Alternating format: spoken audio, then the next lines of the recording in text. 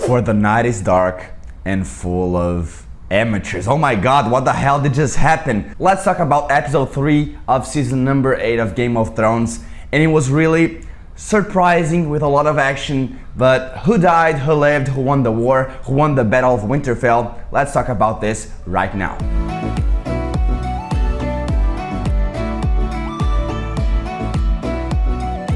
Hey guys, how's it going? Lucas Gilbert here to talk about one more time episode number 3 this time of season number 8, video 100% in English so you can practice your listening skills. If we had the last 2 episodes of plot development, a lot of talking and a lot of planning, this episode number 3 was a lot of action. The ones who were missing action did not miss it this time. It was over 1 hour of war and killing, and oh my god, I was tense for the whole episode. It was weird. I don't know. It was not. It was good. I can say it was good. But I can say that I got a little disappointed with some of the stuff that happened. But let's talk about the whole episode and you have a better sense of what's going on. The episode starts with the living preparing for the war. The dead are already there. They're not coming anymore. They are there. They arrived. And when the war is about to start, we see Lady Melisandre arriving, and it's a surprise because we didn't even know if she was alive or not, and she arrives and she's really important. First of all, she lights the Dothraki swords with fire, and that gives some hope for the living. Oh my god, White Walkers and the dead, they don't like fire. So it's a good sign, right? The Dothraki can do a huge damage on them, right? Wrong. The Dothraki rode their horses really fast into the army of the dead, and we see a scene that looks like we're just blowing candles from a birthday cake. Yes, we just see all the swords that were lit up with fire just going down. We just see the Dothraki dying in like 30 seconds. It's not even fun. And if the living were worried, now they are terrified. The dead approach, the war really starts right now. People kill, people die, all this stuff. We see the first really meaningful death that is from Ed, Jon's and Sam's brother from the Night's Watch. He dies trying to save Sam. And they notice that they can't keep up like that. The dead are really overnumbered, so they can't just fight them in the open, so they fall back and go into the castle. Meanwhile, we see Jon and Daenerys flying their dragons to fight the dead from the sky because they don't like fire, so they're just gonna blow dragon fire into them. It's gonna be a huge help. But when that happens, the Night King arrives with a huge blizzard and the dragons can't see anything, so they're just lost. And the living just lost their biggest weapons. The dragons, they're not in the war anymore. And the dragons were supposed to light up the trenches with fire so the dead can go near the castle. And they're not there. So Melisandre does the hard work. She goes there, she tries really hard, and with the help of the Lord of the Light, she manages to light up the trenches with fire. So the living buy a little time, but it's not enough because the Night King noticed that, and he orders the dead to just lie down one in the top of the other just to put the fire down so the other ones can pass. And that's what happens. The dead are already through the trenches and they arrive near the castle and start climbing the wall. It's just a matter of time for the dead to climb the wall and start hitting the castle, attacking the castle. And we see a lot of people dying, and the dead are dying, they're already dead, I don't know. People are just dying, falling down. It's a really big mess. And we see a really nice scene. It's with Lyanna Mormont, the little lady from the north. She's amazing. And suddenly, a giant arrives in the castle. He just breaks the door, breaks the gate, and arrives inside the castle. Everyone just runs away, scared of him, but not Lyanna. Lyanna just faces him and she stabs him in the eye. Lyanna Mormont killed a giant, a White Walker giant or a dead giant. I don't know. It's really badass. The bad news is she is killed in the process, but we already expected that, right? People are killing, people are dying, the war is at its peak inside of the castle. Arya is fighting like a badass. She's killing a lot of dead that are already dead, but you got it. And suddenly she notices that she's really outnumbered because there are a lot of dead people and she's kind of fighting alone. So she runs inside of the castle. The Hound and Beric Dondarrion noticed that Arya ran inside the castle, so they ran after her. Arya is trapped inside the library because there are a lot of dead people trying to kill her. She does everything she knows to lose them. She managed to do it. She escapes from the library, but the dead are too many. They find her at some point, but when they do, the Hound and Beric Dondarrion, they are there to protect her. So they start running away from the dead. They escape together and they get into a room where Lady Melisandre is in. Beric, who was brought from the dead about, 9 times, the Lord of Light did that, and Lady Melisandre says that he did that for a reason. The reason was to protect Arya, and now he was ready to go, so Beric dies. And here we have kind of the most important scene of the whole episode, when Lady Melisandre tells Arya this: I told you we would meet again. I told you you would kill people with brown eyes, green eyes, and blue eyes. Pay attention to that. And what do we say to the god of death? And Arya answers, not today, and just goes out running.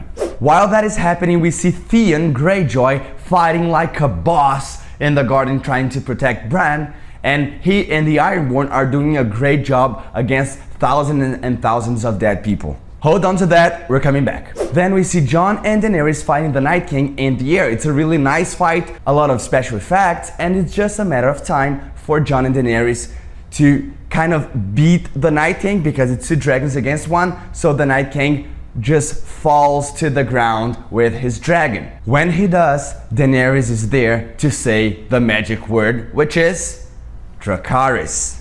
Drogo just hits the Night King with dragon fire, and we think, oh my god, now it's over.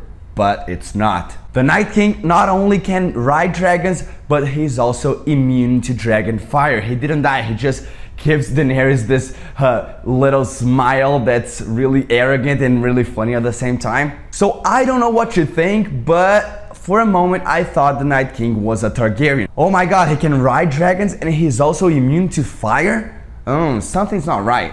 So the Night King survives, Jon sees that and goes after the Night King, but right before he can reach him, we see the Night King raising the dead again. But not only the dead from the army of the dead, but also the people who already died in the battle, the living who were dead right now. So we see some of the characters like, Ed and Lyanna Mormont becoming walking deads again. I don't know how I can call them, zombies. But do you remember that some of the people were hiding in the crypts because they were not able to fight the dead, so they were just there hiding. Theon is there, Sansa is there, Gilly is there with little Sam, and as the Night King raised the dead, what happened inside the crypt where there are like a lot of dead people? The old Starks just came back to life and start attacking the other people inside the crypt. The crypt is not safe anymore.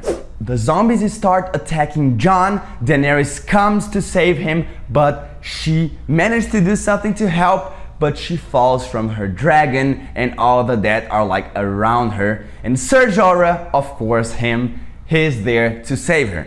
The fight goes on for a while. Jon goes after the Night King. Viserion is in the middle of the way. Viserion is the dead dragon that the Night King rides. He's in the middle of the way. He starts chasing Jon, and this goes on for a while when we see the Night King approaching the garden where Bran is.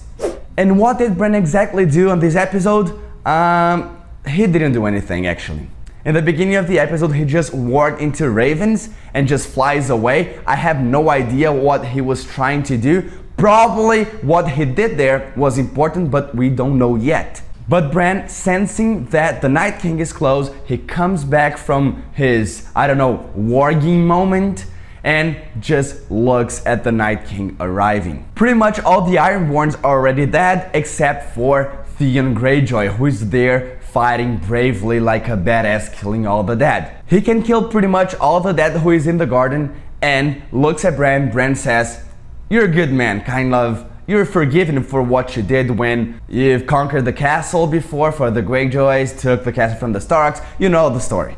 And that's the time Theon knows he's going to die. So to risk everything, he runs in the direction of the Night King and tries to kill him. Of course, he's not successful and the Night King kills him with pretty much ease. It was really easy for the Night King to kill Theon Greyjoy. So the Night King approaches Bran and he's there to kill him because Bran is the memory of the world. That's at least what Bran said in the last episode. I don't know if you saw the same thing as I did. The Night King took like 3 hours and a half to kill Bran. He's just like thinking, oh my god, this is the time I've been waiting for like, I don't know, 8,000 years. So let's kill the three-eyed raven. No, let me think about it. Let's do it in slow motion. And then we have a really big surprise. When the Night King was there, thinking about what he was going to do to Bran, we see Arya being, I don't know, a ghost going through all the White Walkers. I don't know why the White Walkers were there, why the generals were there. They didn't do anything the whole episode and they didn't see Arya coming. She comes to kill the Night King, but the Night King notices, he turns around,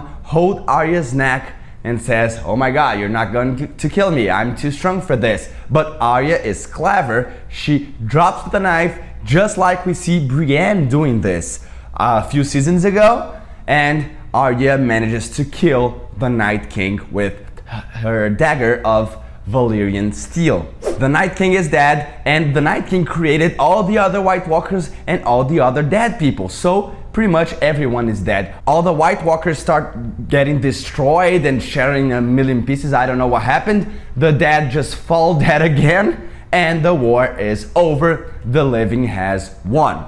But I don't know about you, I got really disappointed with that because we were waiting for, I don't know, 9 years for this war, and it happened to just like, you know, I just ran and killed the Night King. The Night King had just survived dragon fire, and I don't know, he's like the most powerful person. I don't know if you can call him a person, but he's the most powerful being ever, and he gets killed easily like that. It was weird. It was weird. I think the Night King will return. I don't know if that Night King or other Night Kings will come, but I don't think the last 3 episodes of the whole series will be, I don't know, the North fighting against Cersei. It just doesn't make sense for me.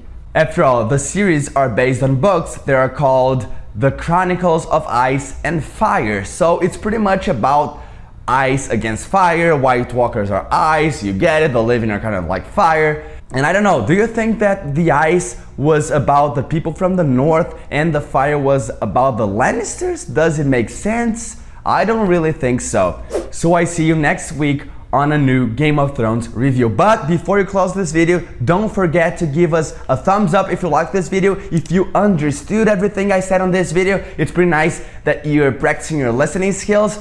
And if you're not a subscriber, if you're not a student here in the channel, please subscribe to the channel. It's really important to me, and I think it's gonna be really important to you as well, because this channel is gonna help you a lot with your English. So subscribe, give us a thumbs up, and I see you next week.